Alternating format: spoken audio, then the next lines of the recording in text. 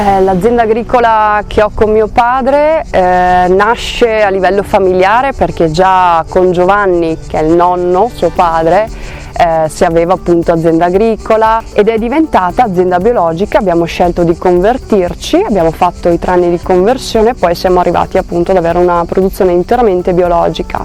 Il nostro prodotto di forza è il riso perché lo controlliamo interamente. Al giorno d'oggi per rimanere sul mercato non puoi pretendere di rimanere fossilizzato nei tuoi metodi di lavorazione, di produzione, ma devi costantemente prendere dei macchinari che siano evoluti al passo con i tempi e che ti diano una resa che sia paragonabile ad altre aziende se non superiore. Non voglio sovrastare gli altri, ma voglio differenziarmi per delle determinate caratteristiche di differenza mia personale, del territorio, dell'azienda. Abituarsi a non rimanere semplicemente nella filiera di io produco, poi vendo il grande quantitativo agli altri, agli industriali, ma dovrà sforzarsi sempre di più di arrivare al prodotto finito o di avvicinarsi, magari facendo anche delle collaborazioni. Ci sono vari bandi per riuscire a fare anche rete, no?